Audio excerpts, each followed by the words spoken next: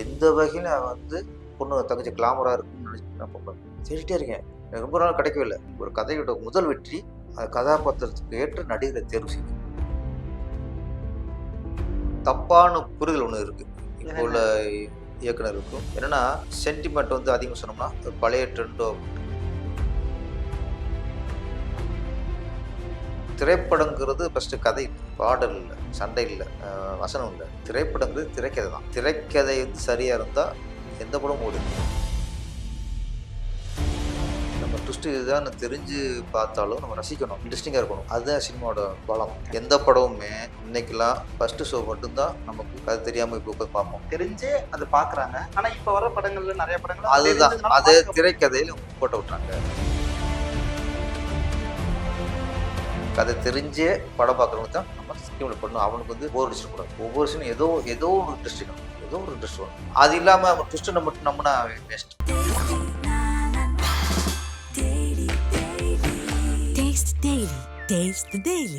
Hi hello திரைமீன எல்லாத்துக்குமே ஒரு பெரிய வணக்கம். ஸோ இன்னைக்கு நம்ம யாரோட இணைஞ்சிருக்கோம்னு பார்த்தீங்க அப்படின்னா பல்வேறு முன்னணி நடிகர்களை வச்சு பல வெற்றி படங்களை கொடுத்த நம்ம பேரரசு சாரை தான் நம்ம இன்னைக்கு மீட் பண்றோம். சார், டைரக்டர் சார், நல்லா இருக்கீங்களா? நல்லா இருக்கீங்களா? ஓகே சார், இப்போ உங்க படங்கள்லாம் பார்க்கும்போது அந்த ஒரு ரியாலிட்டிக்கான அப்படின்ற விஷயங்களையும் தாண்டி அது அப்படியே உள்ள அவங்களோட ஃபேமிலிக்குள்ள ஒரு விஷயம் கனெக்ட் ஆகும். இப்போ திருப்பாச்சி எடுத்துக்கோங்களேன், இல்ல அண்ணன் தங்கச்சி சென்டிமெண்ட்லாம் இன்னைக்கு வரைக்கும் அந்த விஷயத்த அடிச்சுக்கவே முடியாது. எவ்வளவுதான் அண்ணன் தங்கச்சி சீக்வன்ஸ் வந்தாலும் அதை அடிச்சுக்கவே முடியாது. அப்படி எப்படி சார் அந்த தத்ரூபமா அந்த விஷயத்தை கொண்டு வர முடிஞ்சவங்க? ஒன்று, நம்ம என்ன கதை எடுத்துக்கிட்டோம், அண்ணன் தங்கச்சி. அப்போ ஒரு தங்கச்சி பாசம்போது ஆடியன்ஸுக்கு என்னன்னா அந்த தங்கச்சி கேரக்டர் பார்க்கும்போது ஒரு 4-5 சீன் போனதுக்கப்புறம் நம்ம தங்கச்சியை பாவச்சிடும். அது ஸ்கிரிப்டில் கொண்டு வந்துடணும். திடீர்னு அண்ணன் அப்படி பண்ண இப்படி பண்ணா அப்படின்னா அவன் ஒட்ட மாட்டான். அப்போ அதுக்கான சீன் பண்ணணும். கண்டிப்பாக நீங்கள் ஓப்பனிங் பார்த்தோன்னா ஃபஸ்ட்டு தங்கச்சிக்கு முடி கம்மியாக இருக்கும், அவள் ஃப்ரெண்டுக்கு முடி ஜாஸ்தியாக இருக்கும். இவருக்கு அது ஒரு பொறாமை. அப்புறம் இது தங்கச்சிக்கு இது ஒரு குறையா இருக்கு. அவ கூட சந்தைக்கு போக முடியல, தண்ணி எடுக்க போக முடியல, அவள் ஜாடையை போட்டு ஆட்டிக்கிருக்கா அப்படின்னு. அதுக்காக போய் தங்கச்சி சொன்னாங்கிறக்கா போய் நைட்டில் வீடு பூந்து உள்ள ஓட்டை பிரித்து உள்ளே இறங்கி முடி கட் பண்ணிட்டு வருவாங்க. ஆமாம், அதில் ஹியூமராக இருக்கு. ஆனால் ஹியூமராக இருந்தால் கூட நம்ம யாருக்காக எதை பண்ணுறோம்? பெரிய விஷயத்தப்ப தங்கச்சிக்கு பிறந்த நாள் நெக்லஸ் வாங்கி கொடுத்தேன், வளையல் வாங்கி கொடுத்தேன் அப்படின்னு அதெல்லாம் பெரிய விஷயம். கண்டிப்பாக அது அது தெரியாது. ஆனால் நம்ம அந்த அன்பை காட்டுற இது இருக்குல்ல, அது அப்போ தங்க பாசத்துக்கு முடிய போய் கட் பண்ணிட்டு வந்துட்டான். அதில் அந்த பாசத்தோட உயர்வா தெரியும். நமக்கு காமெடியாக பார்த்தா கூட ஆட்டோமேட்டிக்காக இப்படி வேணா அப்படின்னு மனசுக்குள்ள பதிவாயிரும். ஆமாம், அதனால தங்கச்சிக்காக பெருசாக பண்ணக்கூடாது, ரொம்ப சீப்பாக ஒரு விஷயத்தை பண்ணணும். அதுக்கு ரிஸ்க் எடுக்கணும். புடி விட்டா மாட்டு பின்னி விடுவாங்கல்ல, கண்டிப்பாக.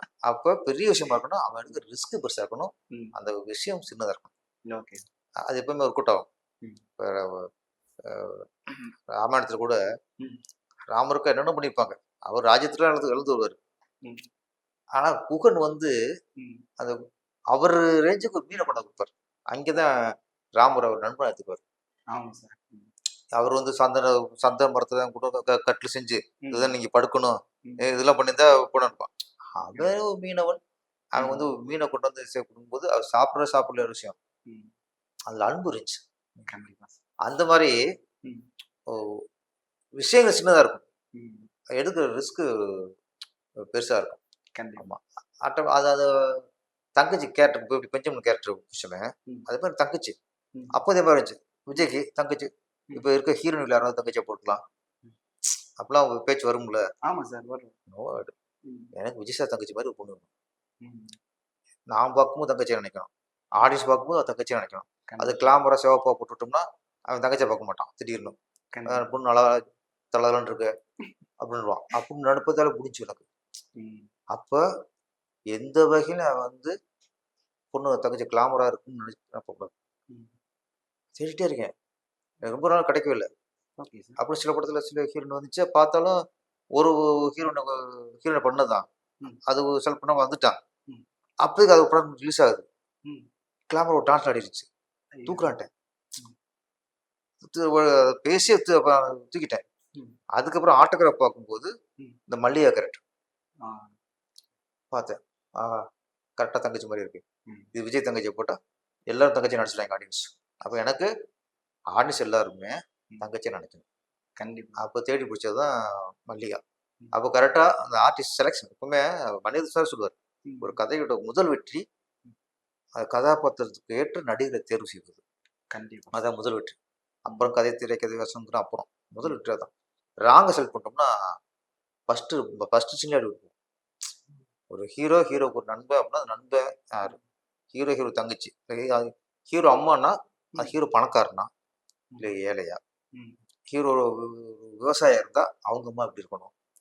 கோடீஸ்வரன் அப்படின்னா அவங்க அம்மா எப்படி இருக்கணும்? அப்ப அந்த அம்மா கேரக்டர் இருக்குல்ல, ஆமா. அந்த அம்மா கேரக்டர் ராங்கா பண்ணிட்டீங்கன்னா, அவன் அம்மா அது அங்கேயே அடி அடி அந்த கனெக்ட் ஆகாது ஆடியன்ஸ். ஆகாது. ம். அதனால திருப்பாச்சியில நீ சொல்றீங்கல்ல, அண்ணன் தங்கச்சி சென்டிமெண்ட்டுக்கு காரணம்னா, ம். கதை, திரைக்கதைலாம் அதுக்கு அப்புறம். ம். முதல்ல அந்த ஆர்டிஸ்ட் கரெக்ட்டா அமைஞ்சுச்சாங்க. கண்டிப்பா. ஆமா. நல்லா அந்த அம்மா கேரக்டர், அப்பா கேரக்டர் எல்லாமே ஆர்டிஸ்ட் எல்லாம் ரொம்ப மெனக்கெட்டாங்க அந்த படத்துக்கு. கண்டிப்பா. இன்னொன்னு சார், இப்ப சிவகாசியிலுமே எடுத்துக்கிட்டீங்கன்னா, அந்த அம்மா பையன் அந்த சென்டிமெண்ட்ல அந்த பேக்க கீழ போடுவாருங்கல்ல, என் தெய்வத்துக்கே மாறு வேஷமா? அந்த சீனெல்லாம் தியேட்டர்ல அப்படியே கண்ணு நெறைய பேத்துக்கு கலங்குச்சு. ஸோ நாங்கலாம் வந்து அத போய் ஃபர்ஸ்ட் எஃப்டிஎஃப்எஸ் பார்த்தோம். கண்ணு கலங்குச்சு. ஸோ அந்த மாரி நீங்க எதுவும் பார்த்தீங்களா? ஆடியன்ஸோட ரியாக்ஷன் உங்களோட ரியாக்ஷன் எப்படி இருந்துச்சு அந்த மொமெண்ட்? இல்ல நான் வந்து சிவாஜி இது பார்க்குறோம்.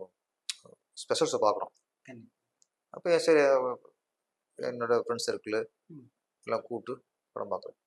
என் பக்கத்துல ம். ஆடிட்டர் உட்காந்துருக்காரு. Auditor okay. எவ்வளோ படிச்சிருப்பாரு. நெறைய ஆமா. படிச்சிருப்பாரு. அவர் வந்து இப்ப என்னைய விட அவரு அப்போலாம் ஒரு 10 வயசு கூட இருக்கும். ம். அப்ப அப்போதைக்கு ஒரு 50 வயசு இருக்கும் அவருக்கு. Okay sir. அவர் பக்கத்துல உட்காந்து படம் பார்க்குறேன். ம். நீ சொன்ன இந்த படம் சிவகாசி. தெய்வத்துக்கே மாறு வேஷமா ம். அது போயிட்டு இருக்கு. ம். தேம்பி தேம்பி அழுகுற ஒரு குரல் அப்படிங்குது. ஏன்டா திருப்பி பார்த்தா ஒரு அழுகு இருக்காரு. ம். அப்ப நினைச்சேன் சக்சஸ் தான். ஏன்னா இவ்வளவு படிச்சவரு ஆடிட்டரு ம். அவரே தேம்பி தேம்பி அழுகுறாருன்னா ம். பெரிய சக்சஸ் தான் அப்படின்ட்டு. அதே மாதிரி தேட்டர்ல ரொம்ப இதாயிருச்சு. எனக்கு ரிலீஸ் ஆன 2வது நாள் ஒரு பொண்ணு வந்துச்சு. ம். நைட்டு 10:30 மணி இருக்கும். ஓகே. என் ஃப்ரெண்டு ஒருத்தர் ம். அவரு ஃபோன் பண்ணாரு. சார் நான் வந்து பேரரசனா சொந்த ஊருக்கு போயிட்டு இருக்கேன். ம். சரி ஓகே ஓகே. அப்புறம் சொல்றாரு ம். இப்பதான் மேட்னி ஷோ ம். சிவாசி பார்த்தேன். பார்த்து வெளியே வந்து எனக்கு அம்மா பார்க்கணும் நான் சொல்லிச்சு. கண்டிப்பா. என்ன பண்ணா கையோட போய் சேலை வாங்கிட்டு ம். அப்படியே பஸ்ஸே போயிருக்கா ஊருக்கு. அப்ப ஆமா. அது அது அது இதுதான் சக்சஸ். அது எவ்வளவு பெரிய விஷயம் சார். ஒரு படம் பார்த்துட்டு அந்த மொமெண்ட் அவங்க அம்மாவோட கனெக்ட் ஆகி அப்படியே கிளம்பி கிளம்பி போயிருக்காப்ல. எங்க அம்மா பார்க்க ஆசை வந்துச்சு. சேலை வாங்கிட்டு எங்க அம்மா நான் பார்க்க போயிட்டு இருக்கேன். இதுதான் நமக்கு இது படம் வெற்றி அடைஞ்சு நம்ம சம்பாதிச்சா நம்ம கார் வாங்கணும், பங்களா வாங்கணும் அதெல்லாம் இல்லை. ம். சின்ன சின்ன ஒரு மூமெண்ட்ஸு ம். இந்த மாதிரி நிகழ்வு இருக்குல்ல. இந்த நிகழ்வுகள் தான் நம்மளுக்கு வெற்றி. கண்டிப்பா. நம்ம சம்பாதிச்சோங்கிற வெற்றி இல்லை. படம் 100 நாள் ஓடிச்சா 200 நாள் ஓடிச்சா அது இல்லை. ம். சின்ன சின்ன விஷயங்கள் தான். கண்டிப்பா சார். அந்த ஒரு வீடியோ கீழலாம் வந்து நான் கமெண்ட் ஒண்ணு பார்த்தேன்.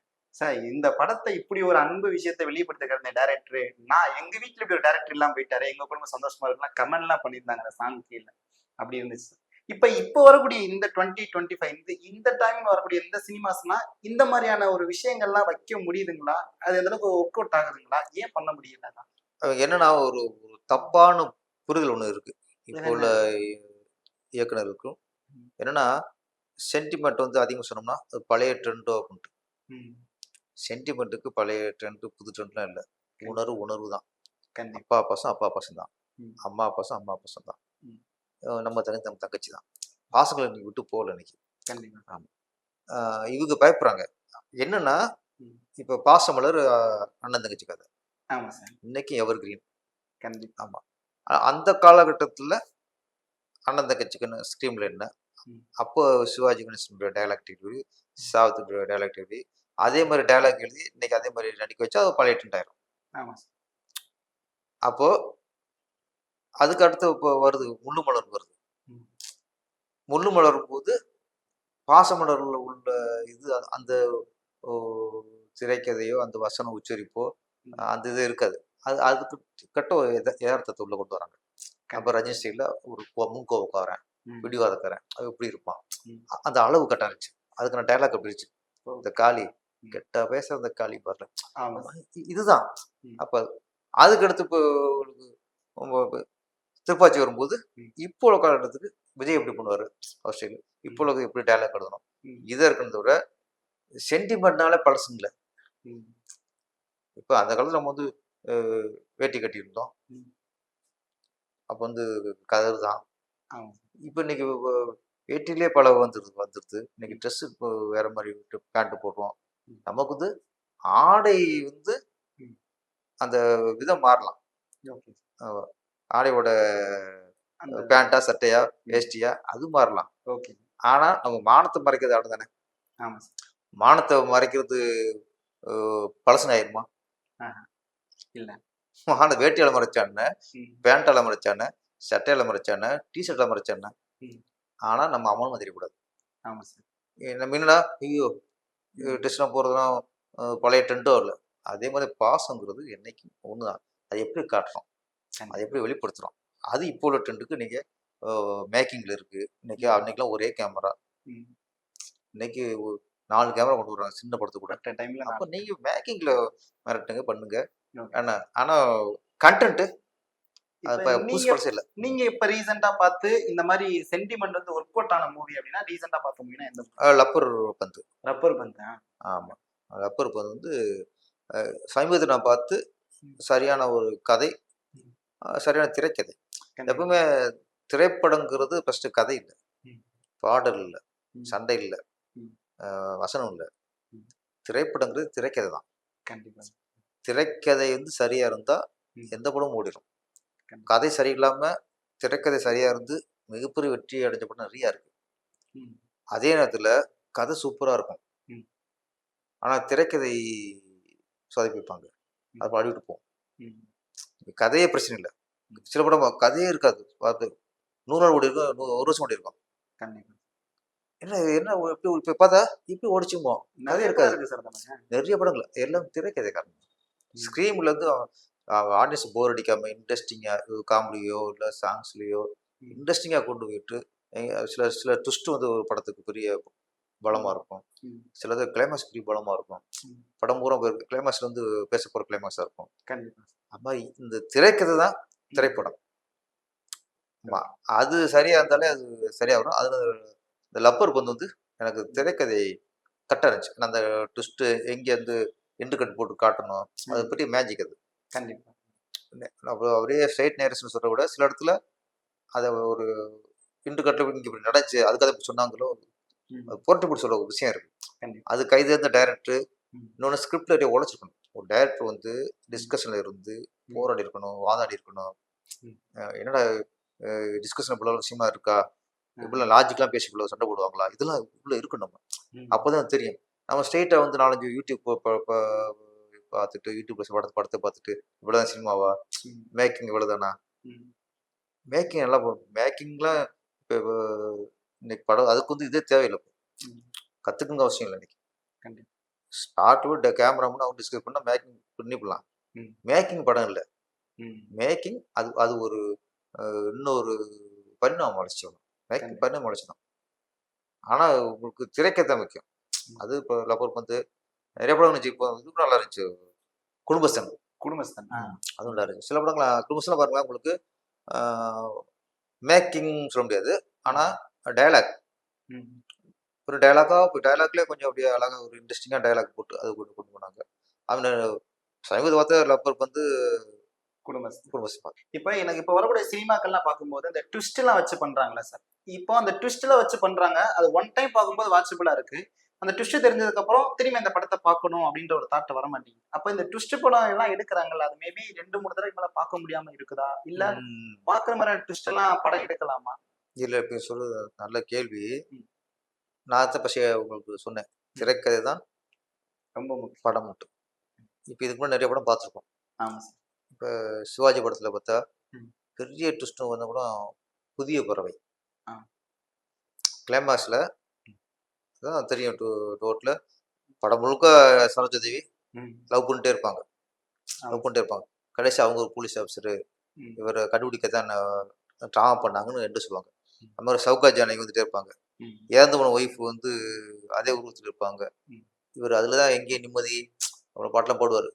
ஆனால் எண்டில் வந்து அது இறந்த ஒய்ஃப் இல்லை, அவங்க போலீஸ் ஆஃபீஸரு அந்த உருவத்தில் இருக்கிறனால அந்த போலீஸ் யூஸ் பண்ணிக்கிச்சு அப்படின்னு சொல்லுவாங்க. இது எண்டு லாஸ்ட் ரீடில் தெரியும். ஆனால் அந்த புதிய பறவையை 10 20 பார்த்தவங்க எத்தனை தெரியுமா? நிறைய பேர் பார்த்து நான்லாம் கதை தெரிஞ்சுதான் பார்த்தேன். நானும் 5 தடவை பார்த்துருப்பேன். எங்கள் ஊரில் சிவகங்கையில் போடுவாங்க, பார்த்துருப்போம். இப்போ இன்னொரு காலாரில் போடுவாங்க, அங்கே பார்ப்போம். எங்கள் ஊர் டூரிஸ்டில் வரும், அப்போ போய் பார்ப்போம். ஆனால் எண்டில் நம்மளுக்கு இது கதை தெரிஞ்சே பார்த்தாலும் இன்ட்ரெஸ்டிங்காக இருக்கணும். நம்ம ட்விஸ்ட் இதுதான் தெரிஞ்சு பார்த்தாலும் நம்ம ரசிக்கணும், இன்ட்ரெஸ்டிங்காக இருக்கணும். அதுதான் சினிமாவோட பலம். எந்த படமுமே இன்னைக்கெல்லாம் ஃபஸ்ட்டு ஷோ மட்டும்தான் நமக்கு கதை தெரியாமல் இப்போ உட்காந்து பார்ப்போம். அடுத்த ஷோ நம்ம கதை தெரிஞ்சு பார்ப்போம். அது விஜய் படமாக இருக்கட்டும், அஜித் படமாக இருக்கட்டும், எல்லா படமும் இருக்கட்டும். இங்கே இன்னைக்கு நிறைய சேனல், யூடியூப் சேனல் நிறைய வந்துருச்சு. அப்போ என்ன ஆகுது, நீங்கள் படம் பார்க்கும்போது ஃபஸ்ட் ஷோ பார்க்காம நீ நைட் ஷோ பார்த்தீங்கன்னா கதை தெரிஞ்சு தான் பார்க்குறீங்க. நீ கதை தெரிஞ்சே பார்த்தாலும் நம்ம இன்ட்ரெஸ்டிங்காக பார்க்கணும், இன்ட்ரெஸ்டிங்காக இருக்கணும், நம்மளுக்கு நம்ம ரசிக்கணும். அந்த கிளைமாக்ஸ் ட்விஸ்ட்டை நம்ம மறந்துட்டு பார்க்கணும். அதுதான் திரைக்கதை. இப்போ பாக்கியராஜ் படம் நிறைய படம் இருக்குது. இப்போ அந்த 7 நாட்கள்லாம் தெரியும், என்ன கிளைமாக்ஸ் தெரியும் உங்களுக்கு. தெரிஞ்சு பார்த்தா எத்தனை பார்த்துருக்கோம் அந்த 7 நாட்கள்லாம் பெரிய ஹிட்டு. ஆமா சார், நிறைய படங்கள் ஒரு ராகம் கதை தெரிஞ்சு பார்த்தோம். அப்பெல்லாம் கடைசி என்ன சார் இருக்கு, இப்ப இவ்வளவு தூரம் தெரிஞ்சே அது பாக்குறாங்க. ஆனா இப்ப வர படங்கள்ல நிறைய படங்கள் அதுதான் அதே திரைக்கதையில போட்டு விட்டுறாங்க. நீங்க கதையை தெரிஞ்சு நான் ஒரு படம் போட்டோம், இப்ப திருப்பாச்சின்னு 2வது நாள் கதை தெரிஞ்சு பார்ப்பாங்க. தெரிஞ்சு பார்த்தாலும் அவங்க திருப்பி இன்ட்ரெஸ்டிங்கா பார்க்கணும் அவங்க. அப்ப அதுதான் திரைக்கதைங்கிறது. நீங்க வந்து ட்விஸ்ட் என்ன பண்றாங்க தெரியுமா, ட்விஸ்ட் மிரட்டுறாங்க. அதை வச்சுதான் படம் பண்றாங்களே தவிர அந்த ட்விஸ்ட் தெரிஞ்சே ஒரு படம் பார்க்கறான்ல அவனுக்கு தான் திரைக்கதை பண்ணணும். அவனுக்கு தான் நீங்க வந்து ஃபர்ஸ்ட் ட்விஸ்ட் அது படம் பண்ணக்கூடாது. அவன் ஒரு சொல்ல காலி, ஆனா எண்டில் இவன் எந்தாப்பா கொலை பண்ணியிருக்கான் அப்படின்னு தெரிஞ்சு ஒரு படத்தை பார்க்குறீங்க. இவன் கொலை பண்ணியிருப்பானா, அவன் கொலை பண்ணியிருப்பானா, இப்படிலாம் கதை போகும். கடைசி அவனும் இல்லை, கூட இவன் தான் பண்ணான் அப்படிங்கும்போது நம்ம அதை பெரிய ட்விஸ்ட் நினைப்போம். ஆனா இவன் தான் பண்றான்னு தெரிஞ்சு படம் பார்க்குற பாருங்க, அவங்களுக்கு தான் நீங்க திரைக்கதை பண்ணணும். தெரியாதவனுக்கு திரைக்கதை பண்ணாதீங்க. என்ன கதை தெரிஞ்சே படம் பார்க்குறவனுக்கு தான் நம்ம ஸ்கிரீன்ல பண்ணணும். அவனுக்கு வந்து போர் அடிச்சிடக்கூடாது. அவனுக்கு வந்து நான் இதுதான் பண்றேன் அப்படின்னு அவன் அசால்ட்டா இருக்கக்கூடாது. தெரிஞ்சாலும் அவன் இன்ட்ரெஸ்டிங்கா பார்க்கணும் ஸ்கிரீன்ல. அந்த இதை பிடிச்சிக்கணும். அது இப்போ வீட்டில் நீ சொல்றதுதான். ஏன்னா திருப்பி ஒரு பார்த்து படம் பார்க்க மாட்டான். ஏன்னா நீங்க ஒரு ட்விஸ்ட்டை நம்பி ஒரு சோலோ பார்க்குற ஆடியன்ஸுக்கே திரைக்கதை பண்றாங்க. இல்ல, நீங்க 4வது படம் பார்க்கறான்ல அவனுக்கும் அவனை நினைச்சிட்டு திரைக்கதை பண்ணணும். அது நிறைய மெனக்கடும். கண்டிப்பா சீன் இன்ட்ரெஸ்ட் இருக்கணும். சீன் இன்ட்ரெஸ்ட் மேட்டர் ஆஃப் இட்டாவே போயிட்டு 4 சீன் மேட்டர் ஆஃப் இட்டா போயிட்டு போர் ஆயிரும். ஒவ்வொரு சீனும் ஏதோ ஒரு இன்ட்ரெஸ்ட் இருக்கணும். ஏதோ ஒரு இன்ட்ரெஸ்ட் வேணும். ஒரு விஷுவல் இன்ட்ரெஸ்ட் இருக்கணும், இல்லை டயலாக் இன்ட்ரெஸ்ட் இருக்கணும், இல்லை மேக்கிங் இன்ட்ரெஸ்ட், ஏதோ ஒரு இன்ட்ரெஸ்ட் இருக்கணும். அது இல்லாம நம்ம ட்விஸ்ட்டை மட்டும் நம்பினா வேஸ்ட்.